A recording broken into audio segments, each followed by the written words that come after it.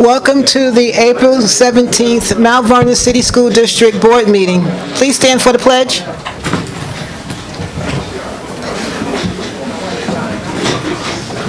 I pledge allegiance to the flag of the United States of America and to the republic for which it stands, one nation, under God, indivisible, with liberty and justice for all.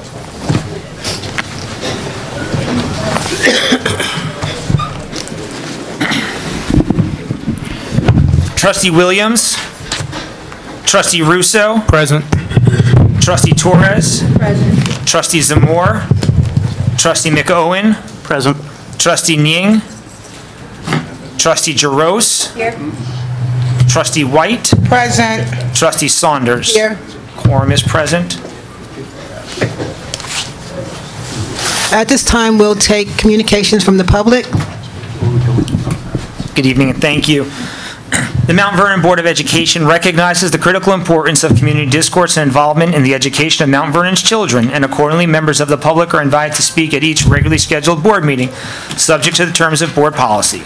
Speakers must register in advance by no later than 4 p.m. on the date of the meeting by contacting myself, the district clerk, in person here at 165 North Columbus Avenue, Mount Vernon, by phone at 914-665-5235, or via email at rmccormack@mtvernoncsd.org.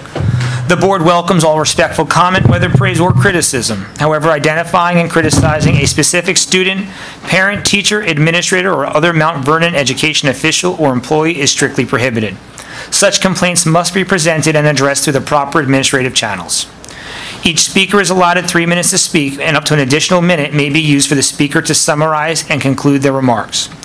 If appropriate, board trustees and/or the superintendent of schools or a designee at the superintendent's discretion may respond to a speaker's remarks at the conclusion of public comments. Our first speaker this evening is Bishop C. Nathan Edwards. Break.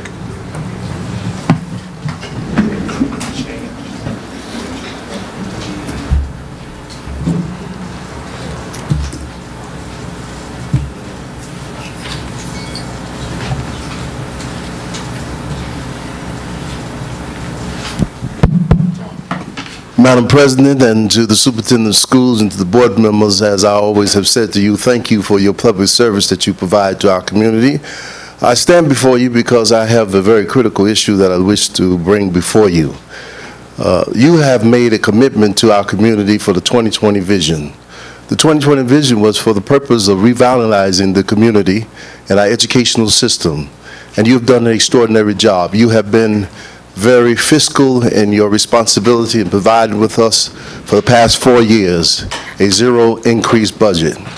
However, now we know that it's time for us to realize that no longer can we afford a zero increase budget, that we're going to have to provide some additional revenue to accomplish the vision. First of all, to pay back the monies that we borrowed from the state, the $25 million. It was actually $100 million, but $75 million of that was written off. $25 million that we borrowed, we have to pay that back. Secondly, we made a commitment to go and do reconstructions, to bring innovative programs. And one of the programs that you have offered was the University Pre-K program. And there's talk among some of the trustees that we should not expand it or eliminate it. And I want to say to you that many of our young people in our city need the University Pre-K program. It provides our children, the head start that they need to be successful in fulfilling the requirements of being successful and college career ready. Please, please do not. It is only 0.89, not 1% of the budget. 0.89, which constitute $7.60 per 10,000 assessment, with average of $76. I want to say I am a homeowner. I've been a homeowner for the last 25 years. My children are out the district. I have no problem paying an additional $76 to ensure that University Pre-K is given to all of our children. we would do whatever is necessary to inform all the parents of this district. And I want to talk to you parents. Please, parents, get out and vote on May 15th. And I ask tonight that you approve this budget as is. And on May 15th, we need to mobilize and give a decisive voice, a decisive decision to the superintendent that what he has done and continue to do is to lift our children and make our education system competitive. Thank you, Dr. Hamilton, for bringing vision. Thank you, board, for standing against the critics and the people who's pushing back. We got your back, and we will do whatever possible that we can do to ensure that every child in Mount Vernon is given a decent education at the early start of University Pre-K. I ask you, please, residents, vote for University Pre-K. Thank you. Our next speaker is Reverend Pogue.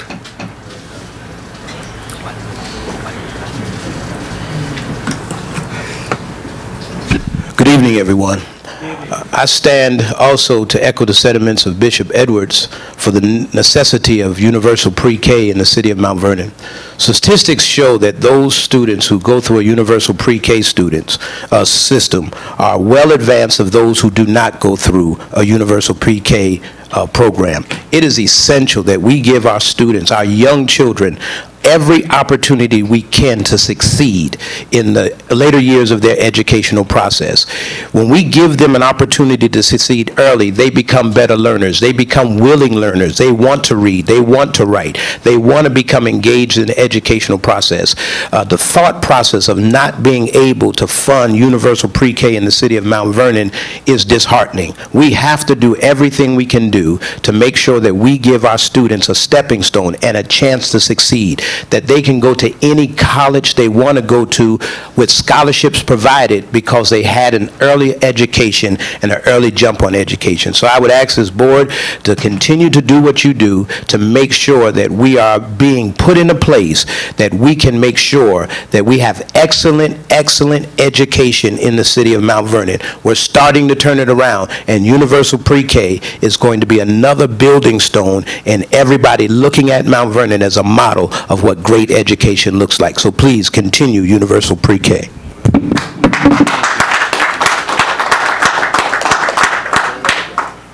Our next speaker is Reverend Troy DeCohen.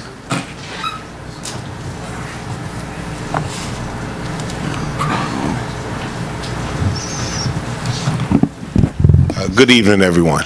Good evening. Madam President, Madam Vice President, our Superintendent, thank you for the privilege to stand before you. I'm Troy DeCohen, resident of Mount Vernon, homeowner. I pay property tax. And I can't say more than what Bishop Edwards has said, as well as Reverend Dr. Stephen Poe had mentioned. One of the things that also come to my mind, a lot of times when we deal with the conversation around taxes, there is a great drawback. There are a lot of conversations why. One of the things that I was thinking of too is that when we start to educate our children and we make our school system successful, yes, on one hand, we may lose money and increase taxes, but as a homeowner, when we have a successful school district, my property value increases. So I don't lose money on this. My house will be worth more because people will be begging to come into the Mount Vernon school system. And this is what it's about. It's about having the vision. It's about having the commitment. It's about having the fortitude in order to make hard decisions. But the decisions also, again, I was talking more on a property side. But the decisions also have to make what is beneficial for our children. Too long have our children been underserved. This is an opportunity for all of the children, not just one area in Mount Vernon, to receive the benefits, but this is for every child in Mount Vernon to receive universal pre-K, which will give every child, black, white, Hispanic, no matter what nationality that our children and race and creed that they come from, they will all have the opportunity to become better learners. And they'll be able to compete in this new global world of ours, that you have to know how to read, you have to know how to write, you have to know how to use systems. So we're here to support you in this effort. We're here to support the increase of the property taxes, the school board tax, in order to better serve our children. Anything, as you note, the clergy is here, anything that is needed on our behalf, we are willing to do and support this great effort. So thank you. Thank you. Our next speaker is Reverend Mizell.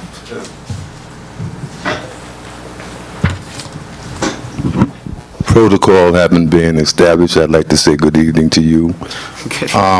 It's hard standing up behind three preachers and then have something to say. But I would like to say this, that in 1992, my family and I moved to Mount Vernon.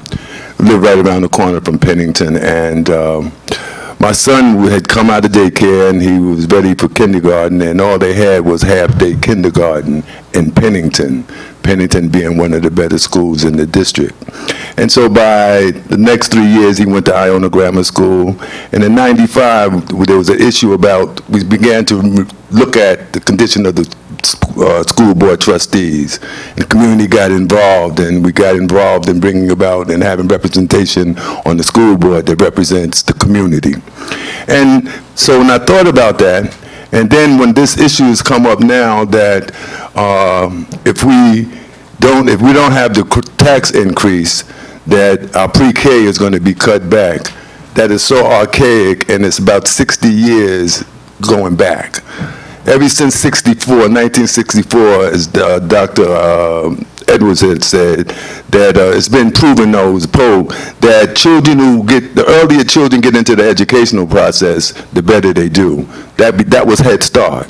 So here we are now in 2020 with a vision, and the superintendent, and you've worked very diligently to make this happen. To cut it back now, we would be going backwards. And my whole concern about you being there and representing us is I'm concerned, and I believe that every child should have an opportunity for an education. And I'm about the children. And so this really bothers me and disturbs me that in 2018, we will be entertaining a proposition to cut back on educational opportunities for our young children.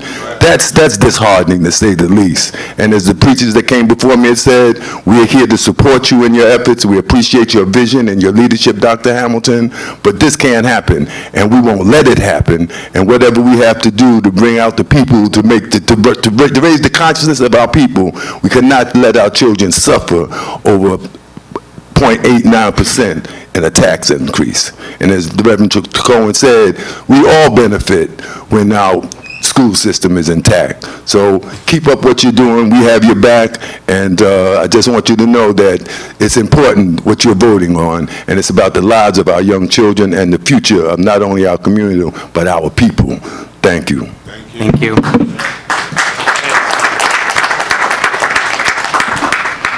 Our next speaker is Thomas Keller.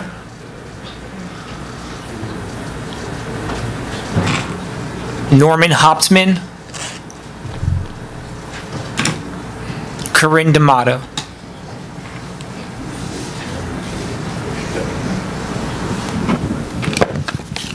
Good evening, everybody. My name's Karine D'Amato. Good evening. It's wonderful to be here. I'm a teacher, a reading specialist over at Hamilton Elementary. I've been part of the school district as a teacher for 33 years. Also taught over in Fleetwood Milestone School for another 3 years. That was the start of my career.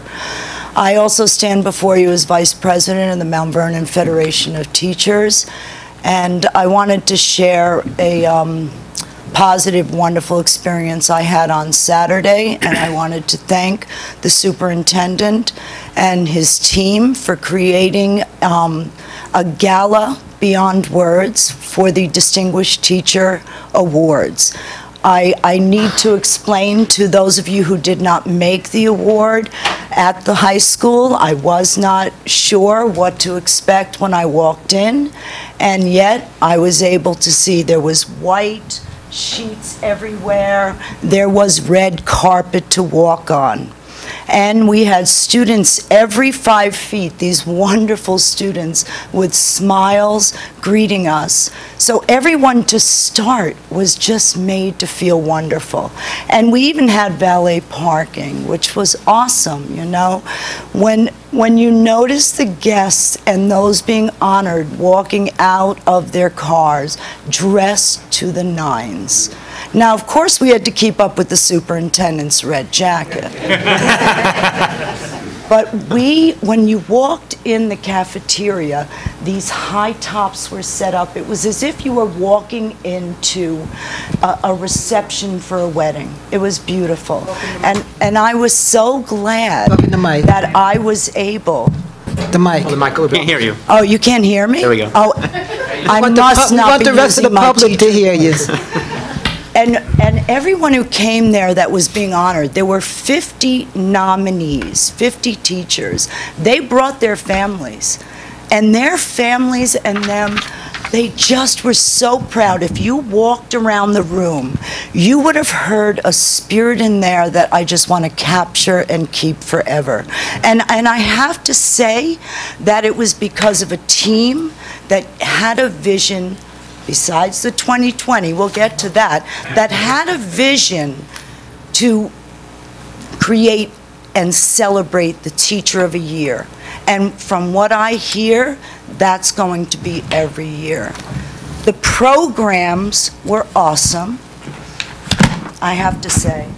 And when you have Robin Givens being your master of ceremonies, and you have senators, and you have Judith Johnson, you can't help but to be awed and just honored that so much was done for those people. And I have to tell you, videotapes of 50 people were taken in their classrooms. You know why I know? I asked. People's bios were put in here with their pictures. These are our teachers, and they are so proud and so rejuvenated and so renewed. And I could not let another day go by without thanking you. So I do thank you. I will tell you that we will be supporting your school budget.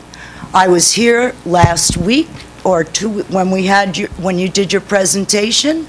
I can't tell you, everybody I walked up to, I said how impressed I was with your presentation. 33 years, I've heard a lot of presentations. And I will tell you, we will stand behind you, we will support your efforts, and we will be proud to be a part of that. And we welcome any of you to help us out with those efforts. Thank you. Thank you.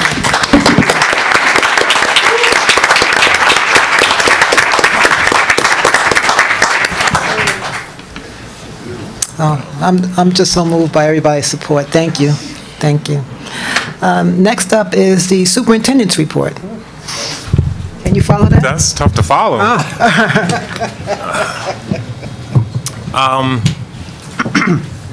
don't even know where to start. First of all, good evening, everyone. I'm honored this evening, in the spirit of celebration, to be able to recognize someone who I have grown to have such extraordinary admiration and respect for. And he is represented this evening by the young men who are under his tutelage, who he has also been a role model for. Coach Bob Cimino has celebrated his 500th win as a coach of the Mount Vernon Knights basketball team. So tonight we'd like to honor and recognize him as the varsity basketball coach on the occasion of his 500th win of the Mount Vernon Knights basketball team on January 23rd, 2018, Mount Vernon versus Scarsdale High School game. Mr. Coach Cimino.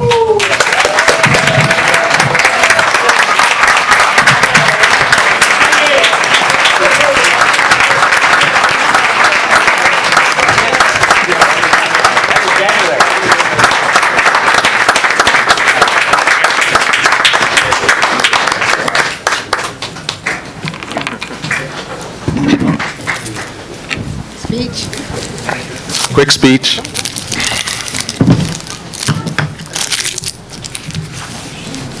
Right here. Thank you, thank you. This is overwhelming. I want to thank our superintendent, our board president, the entire board, everybody here, but that's the reason why I'm here. Those gentlemen right there, they had a tremendous year. We had graduated 9 people from the year before, and they just fought very hard, and they made every day a pleasure to come to practice. And as a result, they excelled, and we had a great, great year. It was a sweaty 500 victory. We played a tough Scarsdale team, but we came through. Some of our coaches are here in the back who make everything function. If I'm having a bad day, they make the day better. The youngsters and the coaches together just get it done. And there's no community like Mount Vernon. To coach in, the support from the Board of Ed to the community, this is just a beautiful place to coach. And right there is the result. Right there is the result.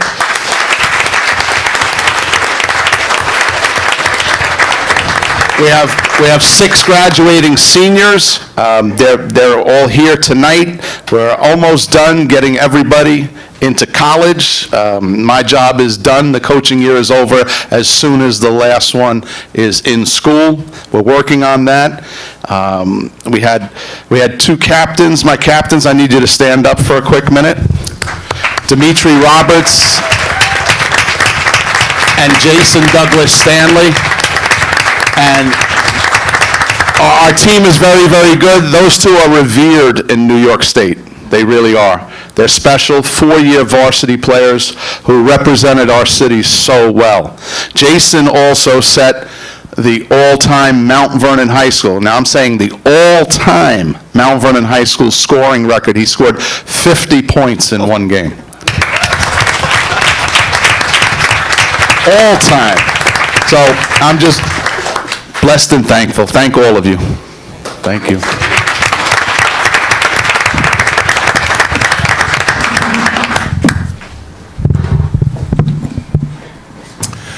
Continuing on with the superintendent's report. Sue, can I just say one thing? Please. I just wanted to say, just since the whole team is here, thank you, Coach Cimino, and thank you for your words. And the winning record is great, but the thing that I'm most impressed with is the consistent word I hear from the community about the respect and the maturity of the players when you're traveling and playing, and the sportsmanship.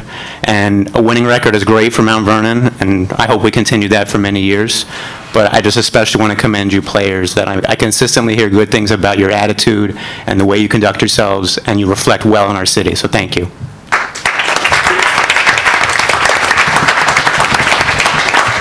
I'd also like to thank Mr. Cimino, one of my very proud mentors in the city of Mount Vernon for majority of my life.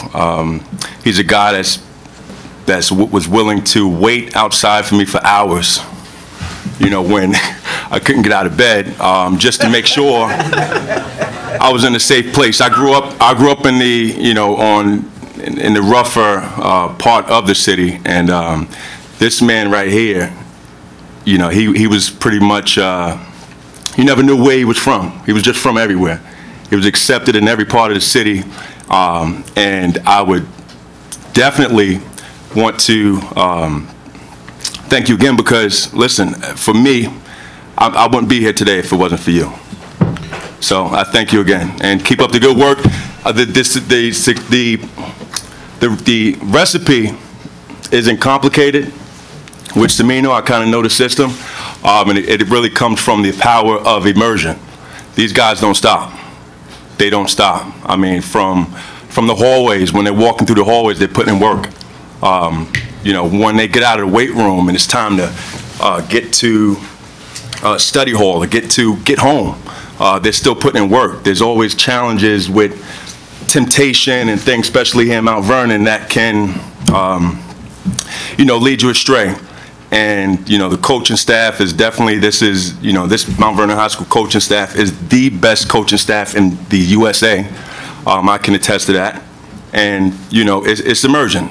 And I think we can take a lot of lessons from this very successful program, this national program, and we can include it into some of the efforts that we're making here in our district, in our city, and to get better. So thank you guys again, and we'll talk soon. Thank you. I just want to say I've had the opportunity to travel with Coach Semino and the basketball team on many occasions, and when they go to wherever they go, I mean, they're very respectful. They listen. It's just like a family. I'm part of one of the groupies, so I must say, you know, they act very well. Proud of you guys. Very proud of you guys. Thank you. Thank you. I want to take an opportunity to, first of all, thank Corinne for her comments. I really wanted to put some effort into recognizing the teachers, because we have enjoyed a tremendous journey over the last 3.5 years, and it is to the credit of the teachers that the 2020 vision has been so successful, and they are often our unsung heroes. So while administrators often get accolades and principals get recognized, it's really the teachers who are on the battlefield, if you will, making the vision live. So that's what the Distinguished Teacher Award was about. And I thought about how could I show how much I appreciate how this community has embraced this new administration, and the teachers union in particular, which I have to say is, without exception, the best union I have ever worked with, and I mean that sincerely.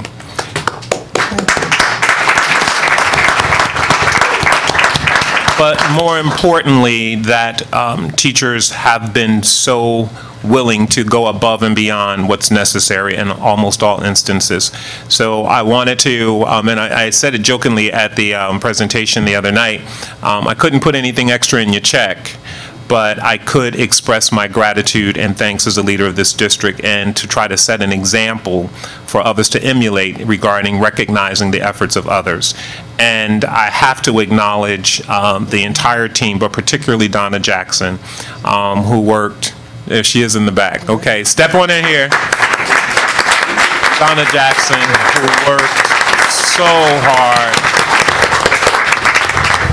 implementing every meticulous detail I asked her to do in the wee hours of the night, on the weekends, and I just thank you, Donna, so much for your support, and of course, Rick, for all you do to make those things happen, which is not a part of your job description. That's that thing that falls into all other duties as assigned. So thank you again for that. I want to move into our budget presentation. First of all, last week we had our first Facebook Live budget presentation. And the reason we took this different approach is because we were doing these community events and capturing the same 6 or 7 people at these events, and knowing that we wanted to have a larger audience so that we could better inform our community. So our Facebook Live presentation, which was very new and innovative and different, got over 1,000 views and over 100 shares. So by all standards, it was a successful endeavor in spite of the reliance on technology, and in spite of the presumption that we may face some challenges, and the resistance from some people who thought that that may not have been such a great idea. It turned out to be an extraordinary experience. So we will continue, however, to promote the budget and to have a community presentation on March 14th. We will have, for those who prefer the traditional approach, we will be, May, I'm sorry, thank you. We will continue to have a traditional presentation, but we're matching this with a community celebration of the arts on May 14th at 6 p.m., and that will be at Grimes School. I've also been invited to do a presentation on News 12 on our budget, and to share on a radio interview on 98.9 radio station to help inform the community. But before you tonight is a budget spreadsheet that is a summary of the detailed budget that you received last week. It's a comparative spreadsheet of each account from 2016 and 17, 2017-18, and 2018-19 proposed budget. And there's also a column that shows the variance in each of these accounts. We've also included a basic explanation for any significant increase or decrease for each corresponding account. I think it's important to point out that over the last 3.5 years, we have worked in harmony to restore programs that have been decimated through budget cuts, which has also resulted in significant capital projects and repairs that were grossly neglected. We have literally been digging out of a hole in order to rebuild the district and to build public confidence. We have just satisfied state compliance issues from a 2008 report on special education, which resulted in a corrective action plan. We've also met the requirements of a CAP plan for English language learners after many years of being non-compliant. So this budget is essential in order to maintain our progress. And while there is never an ideal time for a tax increase, at some point we have to recognize that if we continue to propose and recommend a zero tax levy increase, especially given the 2016 bond approval and borrowing to date on that bond, we will eventually face one of two possible scenarios. One will either be a drastic tax increase that would require that we exceed the 2% cap or revert back to where we were by starting to cut programs and services that we've been working to restore. Presenting this budget tonight, we are making certain that we ensure programs and services are continued and that the elements of the 2020 vision implementation occurs with fidelity. It is a responsible approach, not just programmatically, but also keeping a long-range vision at the forefront. The proposed tax rate increase is less than 1% and is the lowest of any reporting district in Westchester and Putnam counties. And I don't know if Mr. Silver shared that document with you, but we got those numbers today and we can talk more about them. So I'm asking every member of this board to support this budget because it is consistent with what we have agreed to do as a collective strategic plan to accomplish the goals and objectives of the district and our promise to the community. We understand that when we approved the 2016 bond unanimously, that there would be an anticipated tax increase. In fact, that tax increase should have been manifested last year at about $6 per thousand and $8 this coming year. So the public has been expecting a total increase of $14 on the bond alone. And we have been diligent in managing this impact, and a proposed 0.89% is an extremely modest increase. So I am asking you to support this budget. I would like it to be unanimous. If it is not, I can accept that you have a right, of course, to vote your conscience and what you think is in the best interest. But we have spent a considerable amount of time looking at this budget, looking at the future, and making sure we don't revert to a past that we'd like to forget. So with that in mind, I'd like to say to you that we are proud to present this budget to you and ask that you, if you have any questions, we'll be glad to answer them before we get into the agenda and ask for your approval. But for your information, I will just share with you some of the numbers of the proposed tax levy increases in nearby communities.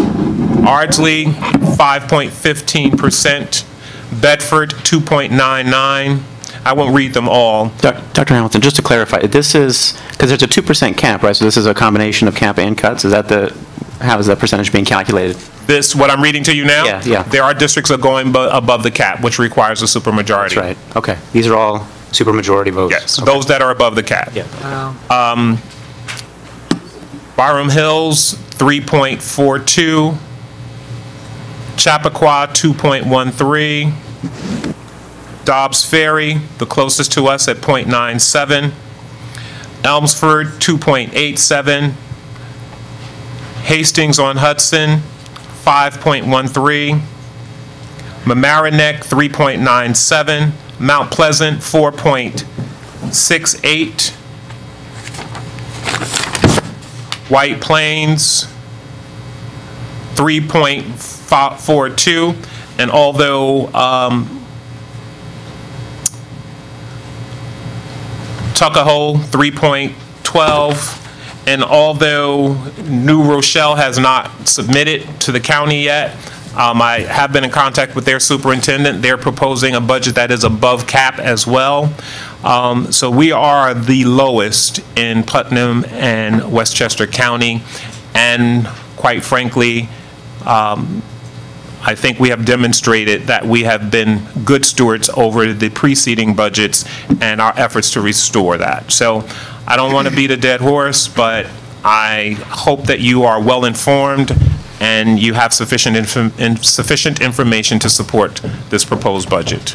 Superintendent, Yes. based on those figures and those communities, taking away any single instances that could could lead to those, you could argue that we're becoming a model of efficiency.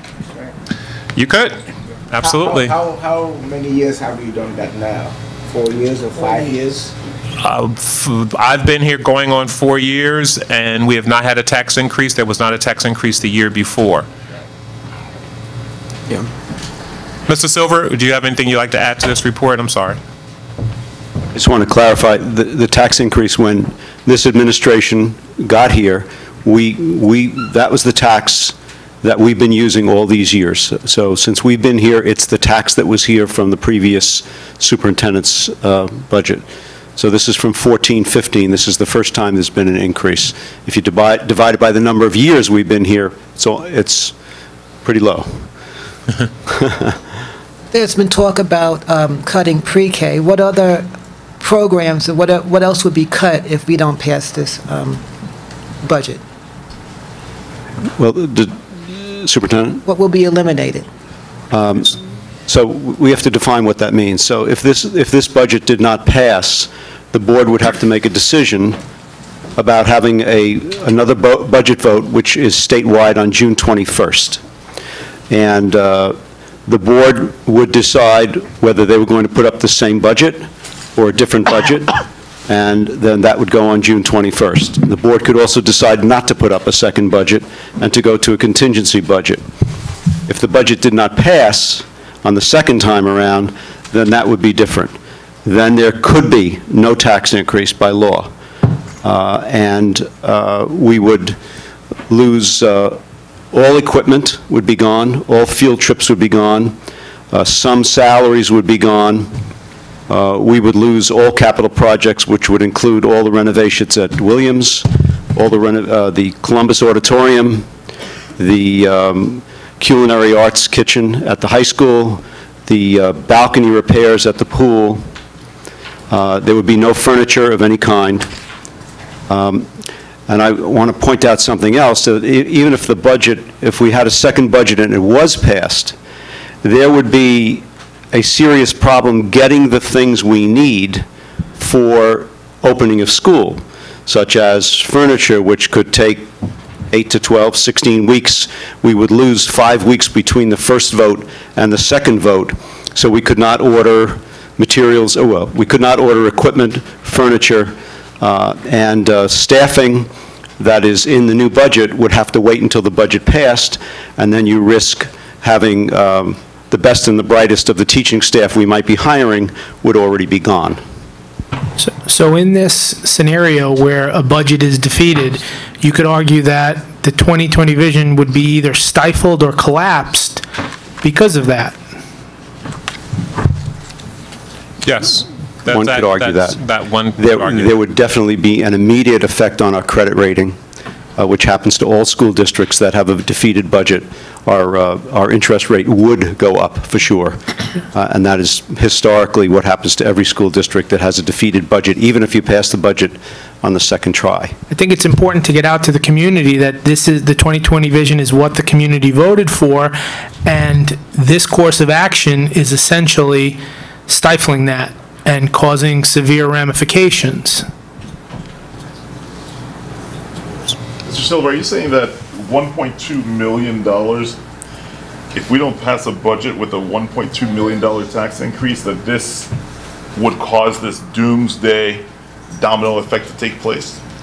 So all those things that we would lose, the after school, the sports, the teachers, the pool, all those aforementioned items, are all based on the $1.2 million So increase? the after-school, the sports, and the regular teaching staff would not be affected. This would only be for new teaching staff we could not hire until we had a passed budget. A past budget, okay. Passed budget. So, which means that if you don't go for the increase and you leave the budget, I mean, you leave it at where it is, then none of those things would really be affected.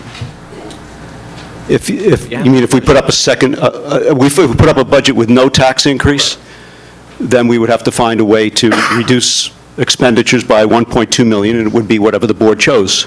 Right, okay, but it wouldn't be the doomsday scenario that you pointed out. I pointed out a doomsday scenario if there was a contingent budget. Okay, got it. Mr. Zamora, I just want to point out something that I'm not sure when you walked in, so my apologies if I'm being redundant.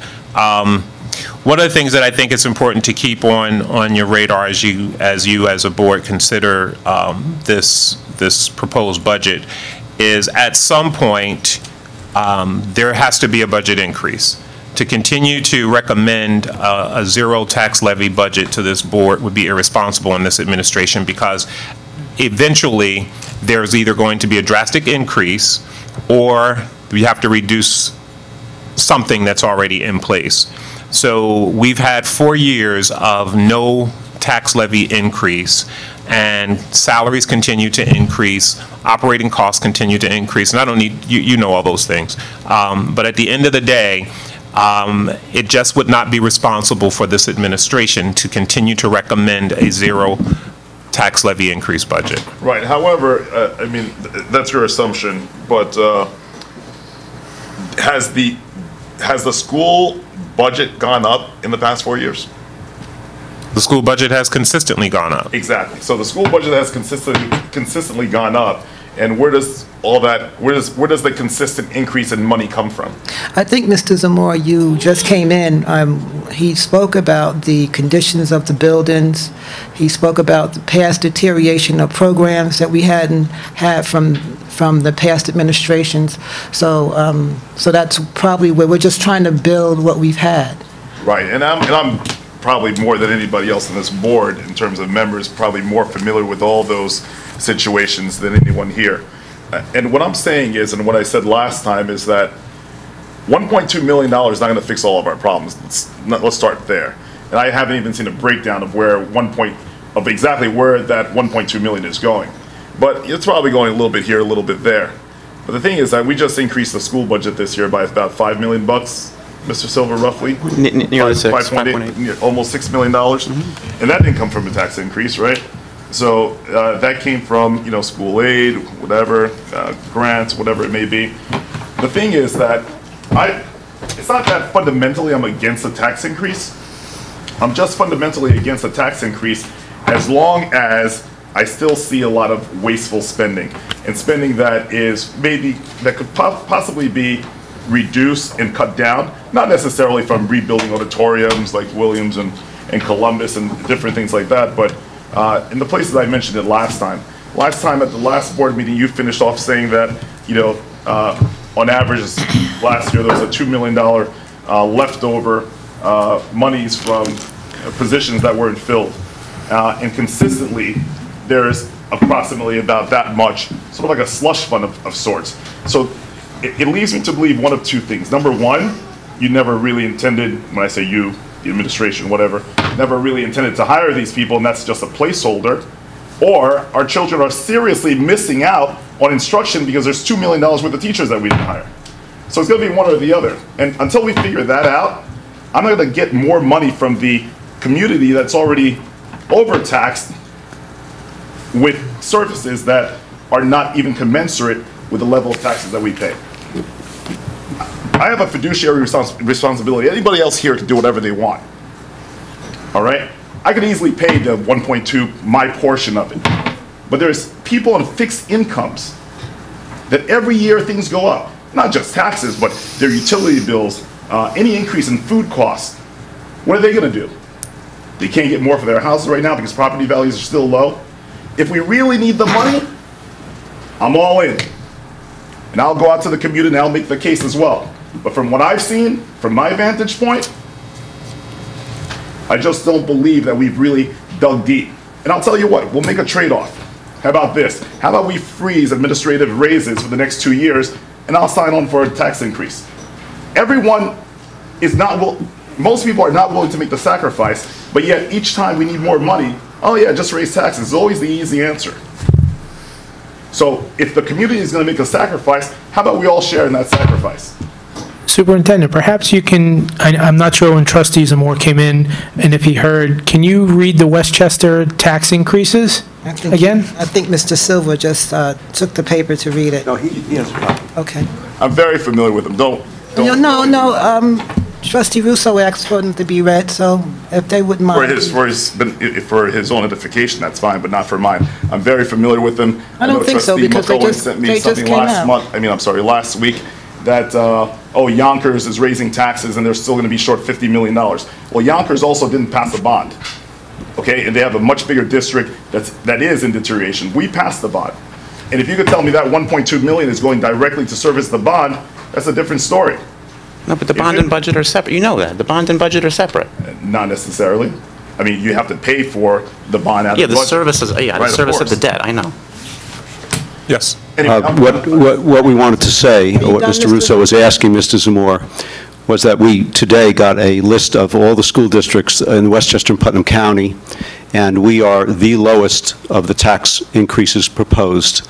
No one is, well, one district, Dobbs Ferry, is close to us, but we are the bottom. No school district has no tax increase, and we are the lowest. That was what they wanted to point out. And I'm glad you pointed that out, because out of all of those, I'm sure that I could live in almost any other of those communities, and we have a school district where most parents opt in, don't opt out to private schools, probably except for Yonkers, and are doing far better than us in terms of test scores and grades and everything else. Right, and how do you think they got that way? Well, you know what? They got that way because they have very high functioning governments. And they have for 50 years, and we haven't. Well, sure, So, and we're going to get there, but we're not there yet. So why are we the Where do you think we're going to start?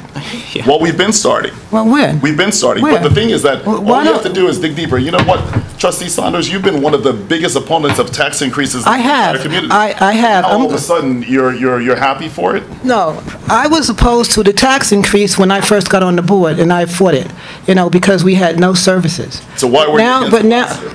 Excuse me? Why were you against it last year? Because we didn't, it was 0% last year. Well, okay, because we proposed it. I'm for a tax increase because our services have increased, our property values are starting to increase, and I think that it's time that, as the superintendent says, we've come to that fork in the road where we need to fix our infrastructure, and we have new programs that we're starting. And also, we know that when we voted for this bond, we knew we had to start paying something back eventually. And this is now eventually. And it's not as much as we anticipated. Less and later than when we advertised. We anticipated a lot higher when we even proposed the bond. And you were for the bond, Mr. Zamore, weren't you? Yeah, and you knew that there was going to be a tax increase, didn't you, Mr. Zamore? Did you not know it was going to be a tax increase? No. There was talk of a tax increase when we approved the bond. Yeah, okay, so. That we had to pay it back somehow. Okay. And the .89, yes, I live on a fixed income, but I am a homeowner. I don't have children in this district. I am for the bond because we need it, especially to educate the young and get them on track so we won't have to run into a lot of difficulties when they get older. One of the issues with those communities which are looked at as model communities is that their community reinvests in the educational system. And they are still raising above the cap because it's needed. But investing in the educational system brings back to the community. So we discussed earlier that there were a number of community members who said that reinvesting with their tax increase will return to them a higher value. They understand the need for these programs to increase the educational system and to bring in new people at higher values. We're not going to get our property values up unless the educational system is improved and it continues to improve. I'm sure Mr. Zamore knows that. I do know all that, and thank you for all the sound bites, but I return back to I have no Sound problem. bites, it's fact, it's I have no fact. problem. Not fact, it's facts, sounds. Mr. Moore. Well, you know what? According to me, according to you, they're facts. According to me, they're sound It's your bites. opinion. But anyway, I have no problem supporting a tax increase if I really felt, and I will reiterate again, that we tried our damnedest and hardest on the savings end. And as I mentioned during the last meeting, I don't believe we have. All right, and so that's- until we do that, That's your then I opinion. think, it is my opinion, and that's Okay. why I'm speaking. It's All not right. coming from your mouth, Good for it's my you. opinion. So therefore, I feel that if we continue to find savings and to do what we can to really cut costs, especially in the areas that I mentioned, then yes, if we need the money, I'm for a tax increase. But until we do that, it shouldn't be the easy way out. So what I'm asking the administration to do and other board members to consider is to dig deeper. That's what I'm asking for. I'm not saying to cut educational programs, that we don't need a better school system, that we shouldn't reinvest in the school system. I think more than anyone here, okay, I really was a huge proponent. First of all, there wasn't even a mention of the bond, and the first bond that was mentioned was a $35 million bond, and I'm the one who pushed it up to $108 million in terms of our borrowing capacity. Is that right or wrong, Mr. Silver? The first bond that was proposed, weren't you speaking roughly about 35 million? And then I asked you the question, how much can we borrow without a large tax increase that was still going to keep us underneath our borrowing capacity? And that's how $108 million came about? Yes, we started out with a repair bond. Okay, Yes. exactly. Okay, so the bottom line is, yes, I was for the bond. I'm a big proponent of the bond. I'm a big proponent of the school district restructuring. However, the 1.2 million could easily be found in savings. How much already are we getting from the city, from the IDA, because of the lawsuit against them? And now that they're coming clean, they propose giving us already how much extra? Can we talk about that publicly? Revenue, but we don't have any number that they... We don't have any number, but I believe you said at one point it was already half a million dollars. That we've received, yes. Okay, that we received. Okay, so things like that, those are the types of things that we need to continue to do before the easy way out, which is just to tax the community. Anyway, I rest what I'm saying. I don't want to take up any more time. Thank you. All right, next. Can I say something? Can I? Go ahead. You want to? No, please. I was going to move on. I think, look, anyone can have their own opinion, but everybody, including the public, has the budget. You can look at the budget. You can see the line items, which I've done and marked up. And in fact, just out of curiosity, I went back to 2014, and I looked at the last 4 years of budgets. And this administration has consistently delivered accurately what they promised and spent. I'll just give you some examples, right? So I just went through my own notes. So stuff that has gone down, our net computer system. This is how you find savings, right? So tonight on the consent agenda, we're spending $5-point-something million for computer systems with BOCES, okay? And that sounds like a ridiculously large amount of money, but it's over 10 years, and it's actually less than we were spending internally, right? So they canceled our interns, and that was a smart use of outsourcing. We've dramatically decreased our workers' comp claims. And by this is not sound bites. This is just me looking through the budget. I don't listen to everything they say all the time. One could call them facts. Yeah, yeah.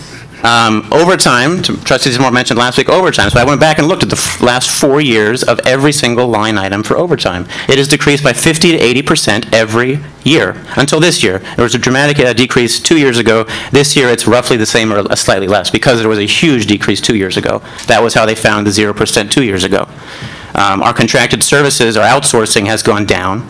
And then you have instances like the boiler, right? We had all these boiler replacements, so that line item was higher 2 years ago and then cheaper this year, which is exactly what I remember you saying. That's exactly what would happen, and that's what happened. And other increases, these are some increases, right? So we were spending more universal pre-K salaries, obviously. Everybody knows that. We're spending more in the BOCES programs for Mandela kids and other programs because it's cheaper to do that than to keep in the district. We have a budget now for the performing arts, which didn't exist before. We have a budget for field trips, which didn't exist before. This is not confidential information. You all can go see this. Go look at the budget and go look at the numbers. Well, before you tell them that, is the entire budget in full on the website?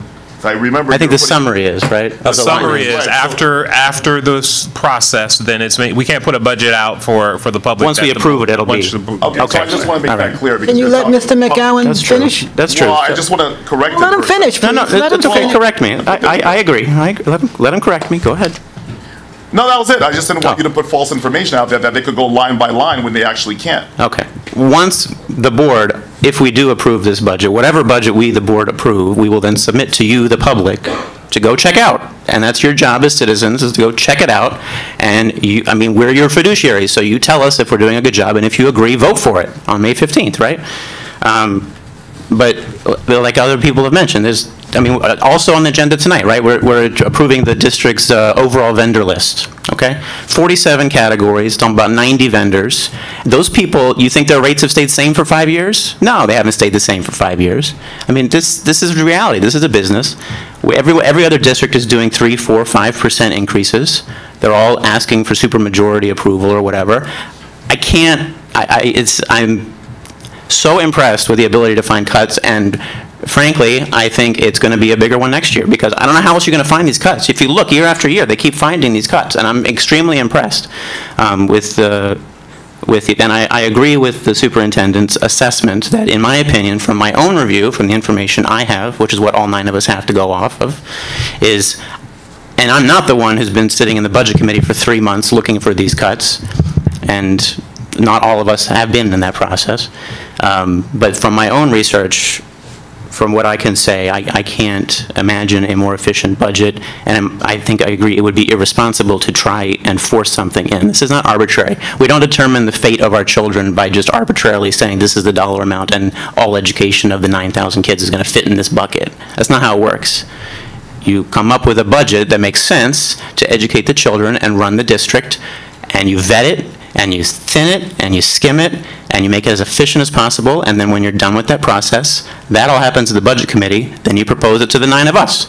And we look at it, and we vet it, and that's what we've been doing, and now some of us will say it's okay, and some of us may not, and then if it's approved, then it goes to you, and now it's your job. So that's how this process works. By the way, I just want to remind you that, Mr. Russo, actually, that just because someone says something doesn't mean that it's factual, right? So, Mr. Silver, you can fact check this point. Trustee McCowan said that the way that you got to a zero budget last year was by reduction of cost, or was it that you took the money out of fund balance?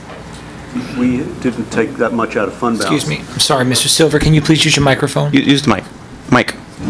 It's pretty much what we take from fund balance is pretty similar year to year. We did have an increase in state aid that was larger than this year's increase in state aid, which is what causes part of our problem this year. One of our bigger problems was that a $500,000 performing arts grant is gone, and that had to be absorbed by the budget. That was not anticipated at all. Well, nor was the $500,000 you received from the city an extra. Right? Well, much of that was anticipated. Oh, so before the lawsuit, you anticipated that the city was going to come through, and the IDA was going to give you the extra $500,000? I've never heard that before. I can't speak to what you're saying right now. Okay, that must be new to me, because that's not what we all discussed. So basically, fund balance did reduce the budget so that we could have, it helped fund the zero balance. It wasn't all through savings. That's number one. So it's not all facts, Mr. Russo. The other thing is that I looked through the budget as well, line item by line item, and the public can see as well. Every year, the amount of overtime that was budgeted is always increased. If you look at the proposed budget in terms of the overtime and what the actual overtime is, it's always more than the proposed budget. And when I asked you last week, how do you pay for that? You said, oh, well, we have about $2 million extra in people that we didn't hire. So how can you say that? That's got a little disingenuous. And if we have an extra $2 million, then why are we going to the public for 1.2? Look, we're not that far away here. We're $1.2 million away. Out of a $250 million budget, it's peanuts. And I'm sure we can find that in savings if we try harder. Just because we told the public that there may be, and by the way, I believe those were your words, you didn't say there were, actually has to be, there may be a tax increase because of the bond, doesn't mean that there has to be one yet. Especially if we can find it in savings. Just because we have the ability to tax doesn't mean that we shall tax. Motion. So 1.2 million is not that far away. And again, we have the votes to, you know, I believe the majority has the votes to pass this through the board. Ultimately, the public will have to decide. Excuse me, can I make a motion to vote on the budget now, please? Sure, I'm good. Motion? I make a motion that we vote on the budget. Is there a second? Second. Second by Dr. Ning. All those in favor of voting on the budget now? Aye. Opposed? Aye. Mr. Zamora is opposed. Abstain? Mrs. Jarosa. Are you abstaining or are you opposing? Is that a Mrs. yes Moore, or you no? She's abstaining. What does abstain mean? Abstaining from voting on the budget now, I believe. Oh, As opposed to when? I'm confused. Are we voting on approving the budget or voting to approve? Right now, the motion on the floor is to vote on the budget, not on the budget. not for the budget. Right. So You got to make that clear, Dr. Hamilton. That is not clear. So Right now, Motion to do what? there is a Mr. McCormick? motion to vote, Stop. there's a motion to entertain the recommendation from the administration on the budget. Right, understood. You have to bring the motion onto the floor before you can actually vote on the budget. Understood. So I have everybody in favor of it except for Mr. Zamora, who voted no, and Mr. Rose, who abstained from that vote. Correct? The motion carries. So can we have a motion? Hold on one second. I'd like to make a motion to vote Give me on. one second. Let me just take it off the consent agenda.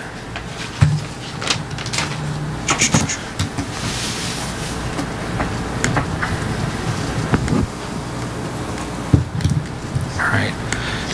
We're looking now for a motion to approve the recommended superintendent of schools budget for the 2018-19 school year in the amount of $251,979,860, and to be further resolved that the budget will result in a 0.89% increase in the tax levy for the 2018-19 fiscal year. Be it further resolved that this Board of Education adopts the property tax report card. Motion. Motion. second. Mr. Russo made the motion, seconded by Ms. White. All those in favor? Aye. Aye. Opposed? Opposed. Mr. Zamora votes no. Oh, hold on. I forgot to mark Mr. No, he's here. Right, yeah. Hold on one. I usually fix the attendance while you guys are in executive session, so just give me 1 second. You're present, so you can take the vote. This again. All right. So Mr. Russo made the motion, seconded by Ms. White. All those in favor? Aye. Opposed? Opposed. Mr. Zamora votes no. Abstain? Trustee Gervais abstains. The motion carries. Thank you. Thank you, trustees. Thank you.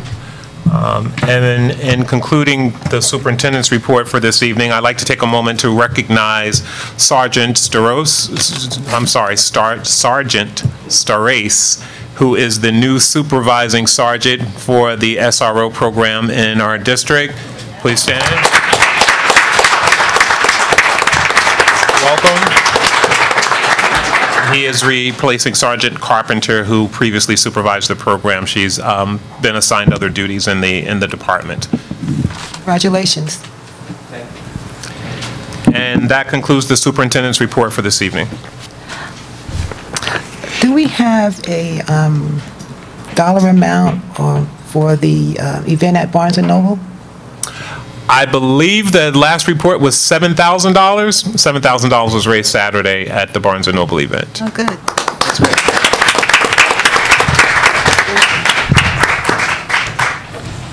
Does anyone have any committee reports? I know we just met last week. I attended the education meeting, and we discussed, wait a minute. Our guest was Mr. Ron Gonzalez, principal of the Mount Vernon High School, and also Sherry Ward, heading the CTE program. And it was short. We just talked about the programs that we have now that's in CTE, and that's the greenhouse, TV production, photography, print production, technology, certified nursing program, automotive, and Habitat for Humanities, and cosmetology. They're all the programs we have now. We're waiting for barbering to come on board and the dental to come on board. Oh, good. By 2020, we'll have both of them on board. Habitat. I was just talking to our architect and Cliff about the Habitat Committee. And maybe we can get some of the children to rehab or help rehab some of the tax foreclosure the city owns. Yeah, we've talked about that before. We talked about that, oh, yeah, Can before. we, Well, they're on board with us. Who's on board? Habitat for Humanity. So they're building they're helping our children to build a greenhouse, get the greenhouse up and running, all the flatbeds and all the beds that are needed. So I'm sure we can talk with Sherry and see what else we can do with that program, because they're well on board with us. Also, we talked about the Avid program. And remember, the Avid program is going to be our bridge to the IB program. And we'll be training teachers in the Avid institution for this summer. And all ninth graders, going into ninth graders, will be using the Avid strategies, which is writing, critical thinking, teamwork, organization, and reading skills. We also talked with Joe McGrath, who's head of technology, and we looked at the then and the now. Then, at one time, Mount Vernon District only had 70 computers in the buildings. We are now up to 3,500 computers within our district. I wonder where we got that from. Was it from the budget? We have provided free, not we, but we have provided free smartphones to every student in the high school that needed it, and that's by Sprint, if I'm not mistaken. Yes. And what I was so excited about, robotics and coding modules are part of the pre-K program. So our little kids are doing all on the computer, and they are so excited with it. So we are heading so far in the right directions. We are going to have the best school system in Westchester. So just keep with us. Vote for... Never mind. The budget.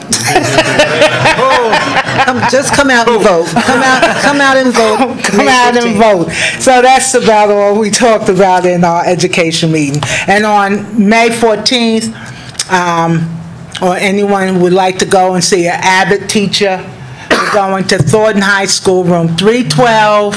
If you would like to be part of that, at 10 o'clock, May 14th, we'll be going to Thornton School to see an Avid program, an Avid teacher in the class. Thank you, Ms. White. Any other committee reports? No report, just a no report, just a reminder that the policies we put up for first reading last week, it's a lot of pages, and I didn't want to do a second reading after just a week, so we'll do the second reading next meeting. Thank you. I have a Special Education Advisory Council meeting tomorrow at Rebecca Turner Elementary School at 6 o'clock, and the focus is on autism. That's it for committee reports. Executive session? Yes, one item.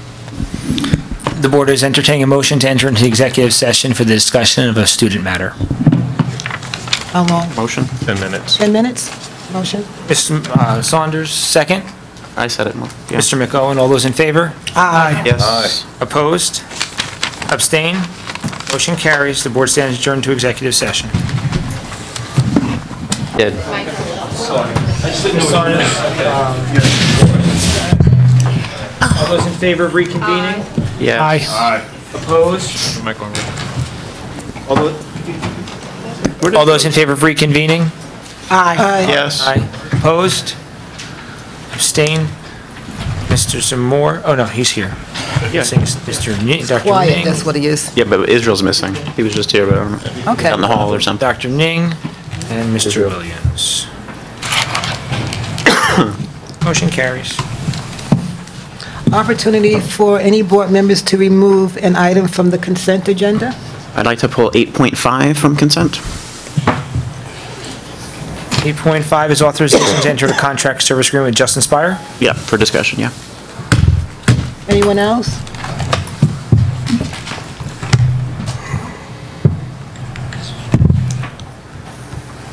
Okay. All right, no one else has anything to pull? Motion to approve consent agenda items? Motion. Somebody's walking in. You want to wait? Retract. There they are. Okay. Anything from the consent agenda? No. There's a motion to approve the consent agenda. Motion. Second. Mr. Russo, Mr. McGowan. Rick, before Yes, sir. we move forward, why doesn't, just on my computer maybe, I don't know if it's on yours as well, but authorization to accept educational data services in cooperative bids and authorization to award the bid for pest control, how do those don't have numbers? Sometimes they don't update if you jiggle it. You jiggle I don't know. Technology. It's a. Hold on. Yeah, they don't have numbers, Rick. Rick, it's a family community, please. Here, if you, hit refresh. I jiggled it on mine. Okay. Jiggle was the appropriate term that board docs used me when I asked them this exact same question. Okay. So what number is? So they should be. Pest control? Pest control, I might have jiggled too much. 12.14 and 12.15. Yeah. It's both? 12.14 is pest control now. 1.4 is pest control? Yeah, and 1.5 is everybody else. It's that whole long list. Oh, did you? I have my internet on. Here, you want to see? The refresh. No, I'm about to do a refresh right now. Okay. I just had my hotspot off. I think we're just going to go around and jiggle everybody.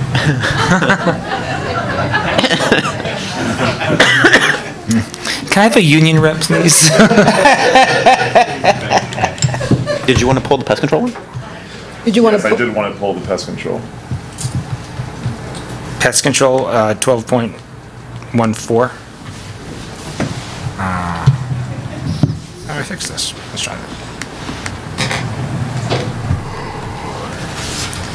All right. Authorization to award bid number 1718-08 for pest control management for J.C. Ehrlich Pest Control for 17-18 fiscal year has been removed. Did your numbers fix? Did everybody get a? Oh, there you go. Did everybody get a jiggle? She shared. No. Pennington is full time. That's why I was trying to pull it out. It's going on my computer. It's 14.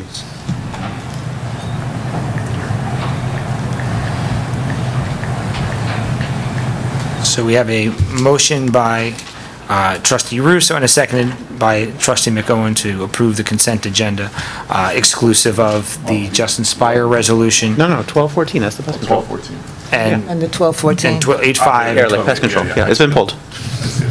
So we're pulling both? Yeah, they're pulling it to discuss. But we can vote on the rest, correct, Rick? Yes, that's correct. Motion to vote on the rest of the consent agenda? Where did that? All those in favor? Aye. Yes. Okay. Opposed? Abstain? Abstention. Trustee Zamora abstains. Motion carries. Are you abstaining, Ms. Jaros? Already said yes. No? I didn't hear her. I'm sorry, you abstained on that? No. Oh, okay. So the motion carries 8-1 with one abstention of Mr. Zamora. Can we have a motion to approve authorization to enter a contract for Justin Spire LLC to provide grant administration of My Brother's Keeper Family Community Engagement Program for the Mount Vernon City School District? Not a motion to approve, a motion to... Oh, it's a motion to approve, but that's what's on the floor. Then yes, motion. Trustee McOwen? It did say try pay. Second? Second. Trustee Saunders? Floor is yours, Madam President. Was that through? Did Mr. Zamora want to speak? No, I did. I pulled this. Justin Spire? Yes, Justin Spire, Dr. BC. Hi, I just wanted to confirm, I know this is grant money, this is not budget money to do the MBK program, and I know quite a bit of this is magisterial. In the summary that we received on the agenda item, it just says community partners, that there's some allocation for presenter speakers for the Mount Vernon Basics Early Education Campaign. It just says community partners. Just to be clear, there's not some company called Community Partners. That is actual people in the community that are going to be invited and paid to speak. Okay, and who decides who those people are? The school district. Yeah. I appreciate the modesty, but okay. And then right above that, it talks about the family community engagement. What just happened? Sorry, I lost my place. Coaching with Reach LLC. I'm just curious, like, I want to make sure this whole My Brother's Keeper thing, the key to the success is community, right? So I just want to make sure that this is being managed in a way that is maximizing the involvement of the community, and that's why I was glad to see the community partners. So is this a workshop where the community gets invited into? How does it work exactly? Well, yes, it is a workshop. You need a mic?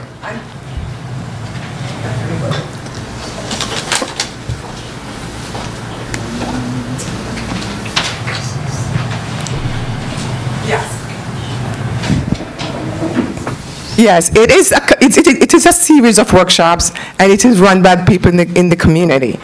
And all of this has been passed by the state already. And they are saying to us, we have to encumber all of this money, because if we don't do that, by June 30th, we're going to lose everything. So that's why you see all of these things are coming up, because I can't afford to get it and then lose it because I don't encumber it.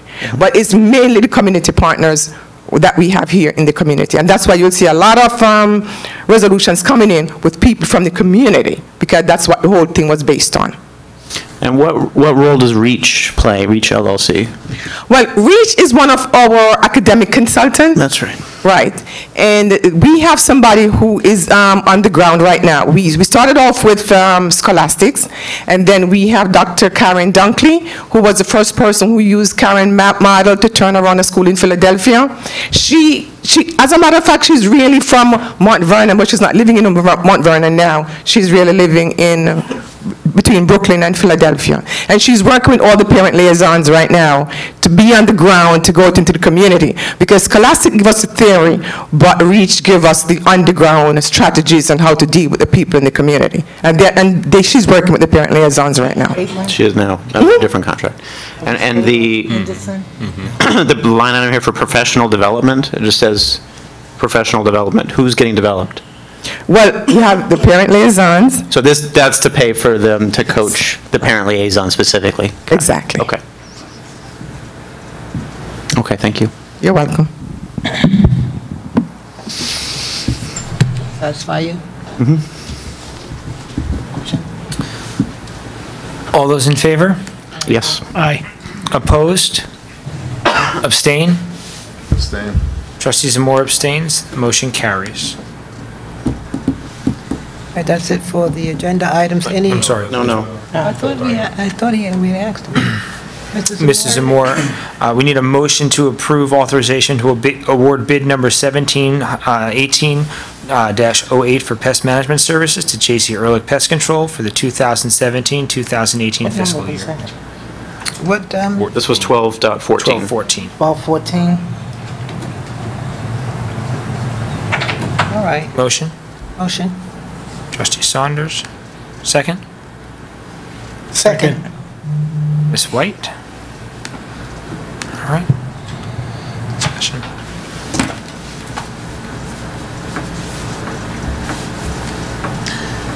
Ready? So, a couple, maybe,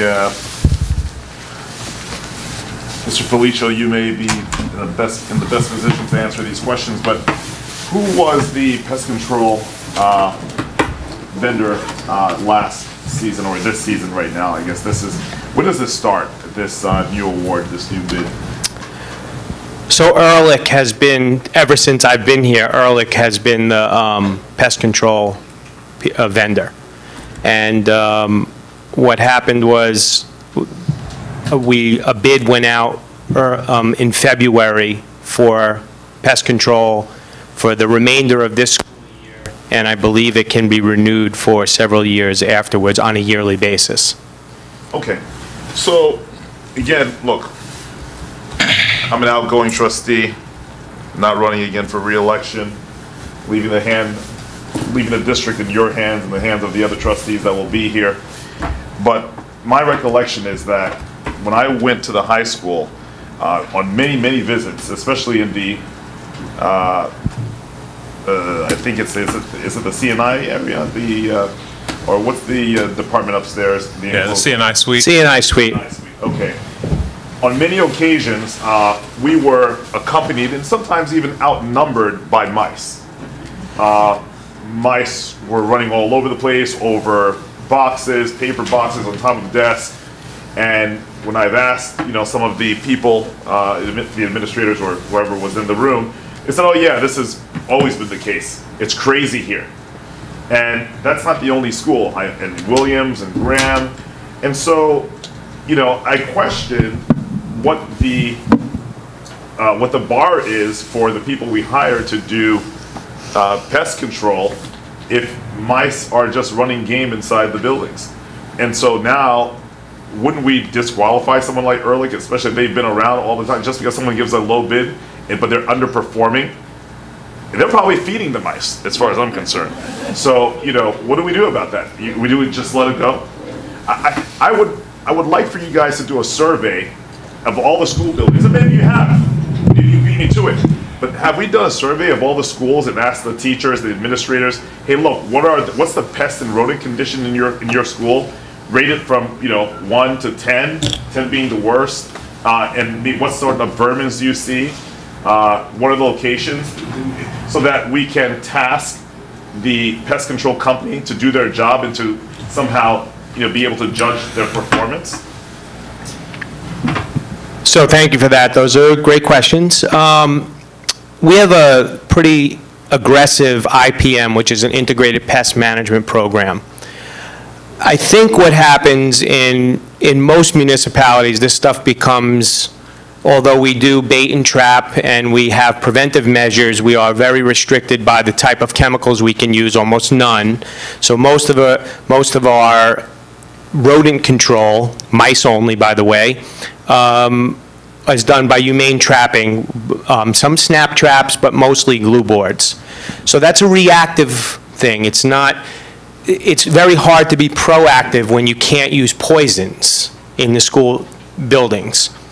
The school buildings have mice in them. They're municipal buildings, whether they're brought in, whether there's some food conditions that exist where mice will come and feed off of, or any other insect for that matter. But you can rest assured that whenever, whether it be at the high school or Williams, when we get a report of that, and I've never heard of the over the boxes in the C&I suite, I've never heard that personally, I don't doubt it, we take an aggressive stance, and we do it's called a mass trapping, and we do it throughout the district whenever that happens. And I have to say, within the last 6 months to a year, I have met with the principals many times, and the PTA, and the liaisons, and we talk about things like infestation, whether we have a bed bug issue, or we have a mice issue, or any kind of insect, and we aggressively attack it at that point. Short of that, there isn't something that I know of that we can do on the preventive side because of our limitations with the different types of insecticides and poisons. Okay, good. I'm glad you said that, because now my next question is, how much should we pay these people to lay down glue traps? Because I'm sure we could get some volunteers to do that. So they have to be licensed pest people, and to lay down glue traps. It's not only glue traps. We do use some. There are some insecticides that we can. We do have some bait stations on the outside of the building. So the theory with the IPM is that we do the perimeter, and we try to stop them from coming into the building. So we have a little bit more leeway, if you will, on the outside of the building where the kids aren't. And then we take advantage of all the school breaks where we can do aggressive trappings and even some poisons, but approved by the EPA and the SED. And we do that type of preventive maintenance. So it costs, on average, about $88 a month. It's not very expensive to do the school buildings, and Lincoln is a little bit more expensive because of the carpeting, and the high school, of course, is more because we do it twice per week. So what's the total contract for the year? Total contract for the year is about $49,000. That doesn't add up to be $88 a month per building. I mean, I haven't done the math, but I could quickly tell you that isn't. That is just the trappings, and then there is and then there's labor in there. That's just the material end of it. So the materials equal about $31,000. Labor is about $17,000, and with a 25% markup on some other type of trappings that we do, it equals $49,367.14 to be exact. Are you content? Are you happy with the I'm believing that you may be, since you said that you sit down with the liaisons and administrators and principals, and you discuss vermin and bed bugs, and you seem to be content with the conditions at the school to the level of the vermin that we have. So I'm realistic, but you know, whenever there's a report of mice in any area in the building, or there's a report of a bed bug issue or something like that, we identify it and we take aggressive action. Am I content? I believe that Ehrlich is a reputable company. They're right up there with some of the other big players in the industry. You know, there are other people on state contract that we can try out.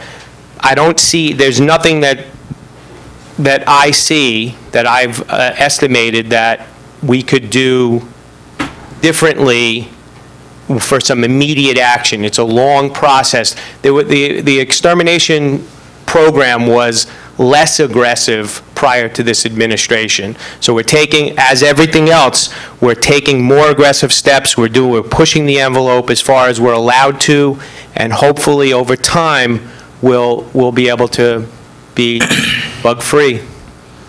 And as one of my outgoing gestures, would you fancy me the opportunity to go into the school, let's say Mount Vernon High, in the C&I department one morning early, let's say 6 o'clock before anybody gets there, and then just turn on the lights? Mr. Zamore, I'll be right there with you. All right, so why don't you schedule it, you let me know, I'll be there 6 a.m., we'll be the first ones to turn on the lights. Sounds good. All right? I'll take care of that. Thank you. Appreciate it. All right, I'm good. no mice. Okay. So are we okay with that resolution, Mr. Zamore? Trustee Zamore? I'm okay with having had the discussion. Okay. All those in favor? Aye. Yes. Opposed? Abstain? Abstention. Trustee Moore abstains. And Trustee Jarosz abstains as well. Motion carries. Okay. Any unfinished business? Status update on swimming lessons. I'm going to ask every meeting until we have them. The posting went out for lifeguards last week, and I believe that actually closed on Friday, if I'm not mistaken. And I saw another posting go out for a swim advisor. I spoke with Alfredo over the weekend, and he is actively recruiting. So we're ready to go. When you say, just to be clear, actively recruiting? Students. Oh, students, yeah, Yes. yeah, okay, okay. Do we anticipate having swimming lessons it'll probably be not until the summer, I assume? Well, the lifeguards have to be trained Public, first. I mean, for the Yes, public, Oh, for the public, yes. We're hoping by summer we'll be ready for the public to come in. I don't want to send my kids into Rochelle again. Okay. That's it for unfinished business? Any new business? Sir? Oh, I'm sorry. Budget documents. Beg your pardon? Budget documents on website. Oh, the budget documents have been uploaded to the website for the viewing public, those who are not in our audience. And I'd also like to take this opportunity to acknowledge and welcome our new parent liaison to the district, Veronica Graham, who is the liaison Graham and Homeschool. Welcome aboard. Thank you for being here this evening. What school is she? Holmes and Graham. Okay, congratulations. A motion to adjourn? Motion. Trustee Russo. I'll second. Second. Mr. McOwen, Trustee McOwen. All those in favor? Aye. Yes. Opposed? One abstention. Abstain.